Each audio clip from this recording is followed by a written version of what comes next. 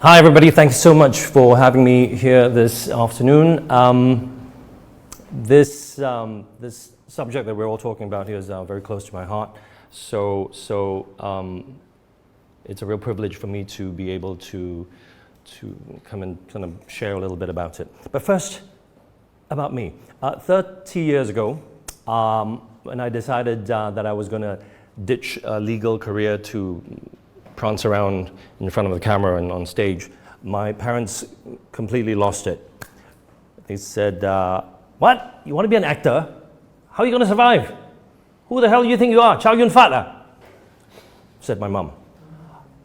Here's a fun fact for you. Now, 96% of actors are out of work at any one time. It's true. Now, most of an actor's job is actually fighting to get a job rather than actually doing the job itself. So as a young Asian actor starting out in 1992 in the UK, I spent years auditioning and enduring rejection after rejection. And even though I was one of the lucky 4% to be working fairly consistently, I kind of fell into the trap of measuring myself by the roles that I did not get. And my mum's words would echo in my head. In fact, true story here. In 1995, I auditioned for a BBC film for the supporting role of the nerdy country bumpkin cousin Gilbert. So I did the audition for the director and the producer, and here's what they said. Thank you, Adrian. What did you think, Nigel? Well, he's got promise, Norman. Why don't we try him for the romantic lead? And without missing a beat, the director, right in front of me, said, the romantic lead? Are you kidding? Look at him. Now, this does wonders for your self-worth when you've always felt worthless. So if a casting director told me that I wasn't tall enough, or wasn't good-looking enough, or Jude Law enough, well, that's how I saw myself. You know, a short, ugly actor with a useless law degree. Unemployable, uncastable, unlovable, a nobody, a nothing. And the black dog of depression that I lived with since my mid-teens would growl a little bit louder in my ear. And, you know, I've always felt that only a truly messed up person would choose to be publicly paraded and publicly judged while privately navigating a minefield of desperate self-doubt and insecurity, irrational jealousy and envy, crippling anxiety, all that fun stuff. And depression that can completely debilitate you, so that while on screen or on stage you're putting on a big happy face, inside there's a voice telling you that you're worth nothing. I mean, sure, I'd been lucky enough to play some roles on stage that you know, were fulfilling and that I was secretly proud of, but the truth was I was really using these roles as a means of escape from myself by disappearing into someone else's life, you know, under someone else's skin, to relieve myself of my own and to basically run away from that black dog. And that's one of the reasons I became an actor in the first place. In 2001, I resettled back in Singapore together with my family because a certain TV station had made me an offer that I couldn't refuse.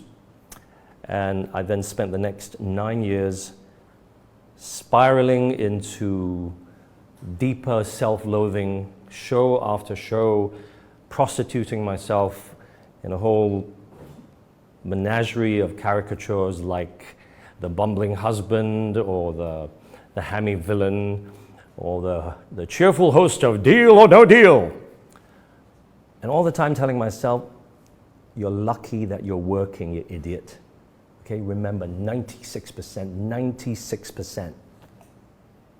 And hey, you know, I was paying the rent. right? I was putting food on the table for my family, for my 2 boys. And, you know, even Ian McKellen prostitutes himself as Magneto, right? Yeah. Okay, that's not so much the prostitute. That's more like a high-class call girl. But you get what I mean. My point is, every actor's journey is solitary, scary, and surreal, with no destination, no GPS, no instruction manual on how to deal with all the potholes and the punctured tires and, yes, all the prostitute jobs.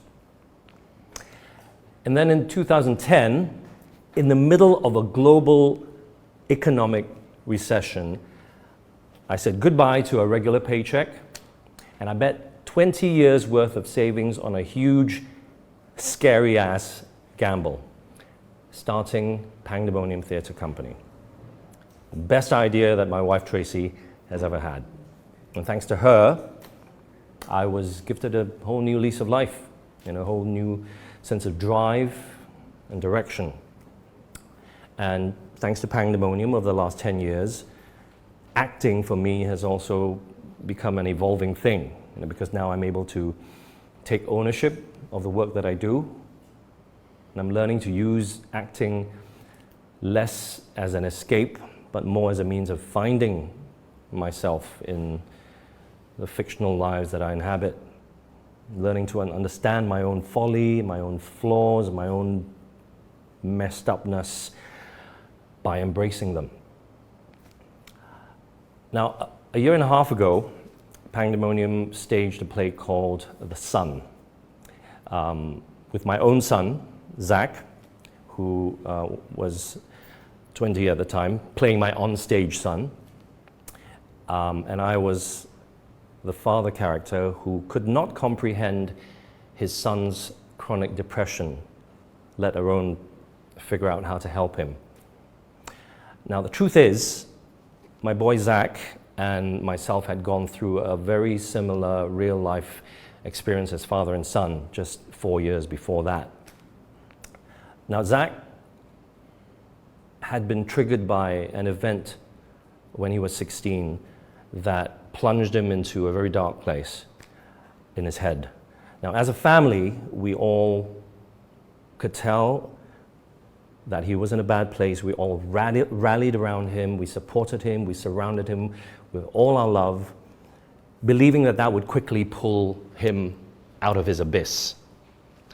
But weeks passed, months passed, and one day Zach's younger brother, Xander, came and told Tracy and myself that Zach had confided in him that he was in a really, really bad place, much worse than any of us had realized, and that he wanted to seek professional help. Now, my first thought was, oh my God, I'm a failure as a dad. I'm a failure. I can't even love my son enough to help him feel better. But I soon pulled myself out of that self-absorbed meanness, and I duly found a professional therapist for Zach.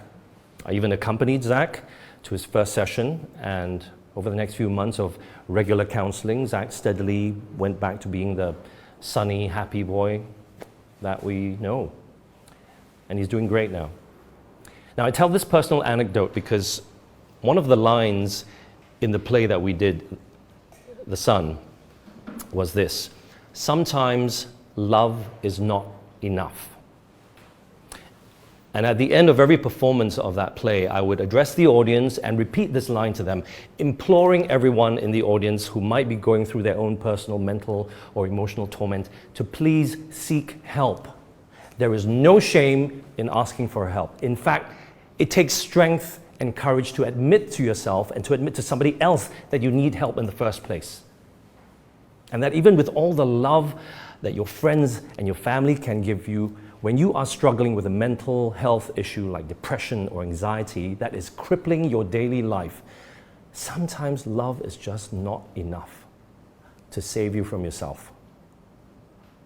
Now, the irony of it is that at that time, every time I said those lines to the audience, I never really understood the truth of that. until it was happening with my family, until it was happening with me. And this leads me to last year, when the black dog really dug his fangs into me. As the pandemic destroyed jobs and decimated the entire theatre industry, not just in Singapore, but worldwide. And I know that many of my fellow theatre practitioners shared my experience. I sank into a pit of despair and darkness. I became an empty shell with no purpose, no meaning. I became a nobody, a nothing. Not just non-essential, I became non-existent. It was hell.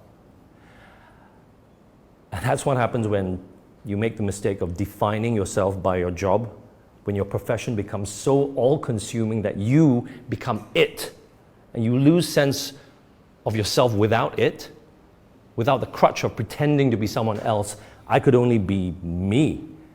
And that was a really frightening prospect. So just 3 months after plunging into the pandemic, I found that I'd also plunged into a pit of despair and deep, deep depression, worse than I'd ever experienced before.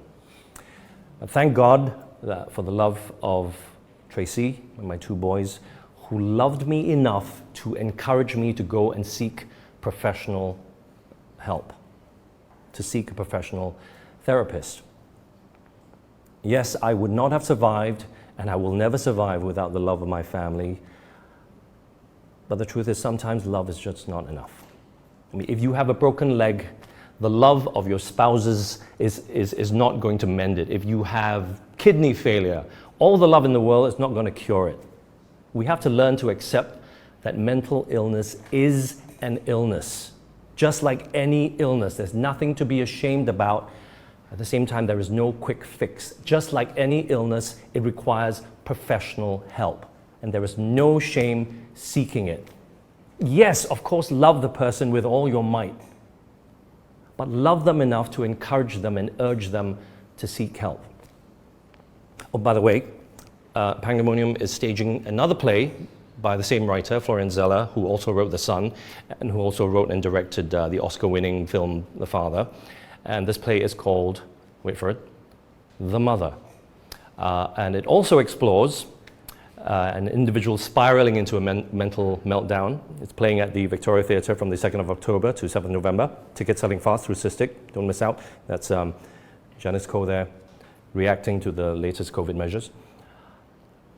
But as I was saying, thanks to the love of my family, my friends, and my wonderful therapist, and my first taste of prescription meds, and the daily ritual of self-care, I survived, and I'm still surviving. Now, this crisis has put certain things in perspective. Millions around the world are losing their jobs. People were and are still dying. So I learned to find gratitude and joy in simply being alive, just being me. The black dog is still around, but I've got him on a leash now. Now, Pandemonium's mission is to tell stories that challenge all our assumptions about human nature and our shared human experience. And we believe that that's what theatre should do. And if, as an actor, I'm able to just touch one person out there in the audience to help you understand your life a little bit better in some way, I guess I'm doing my job. And a big part of that is to try and spread some awareness about mental health issues. At the end of the day, I do this for me, to make my life more meaningful. It makes me feel alive. And now that theatres are reopening slowly, I am more grateful than ever to be able to do what I do. And I'm also learning not to define myself by what I do. I act, yes, but I'm not an actor. I am so much more than that. I struggle with depression, yes, but I am not my depression. I am so much more than that. Now, it seems right now that my 2 boys have also decided that they want to be actors, God help us, but that's karma for you. And a few years ago, when I played Hamlet on stage, my mom stood up at the curtain call and yelled, "That's my son! One day he's going to be a lawyer." No. I may not have Chow Yun-fat's career, but he doesn't have mine. But this is, as I said, not about me. This is about all of us as a community being so much more aware, so much more vocal, so much more understanding about this thing called mental health. And all of us here are just hoping that with this kind of dialogue, more people will be willing to talk about it and to share and to be able to support one another. And one way that you can support this cause is by not just giving a little love to us by liking this site, but I believe there's a little fundraising kind of donation platform for this as well. So do open up your hearts and open up your wallets and give a little bit of love, a little bit of cash to us as well, because sometimes love is not enough. Thank you.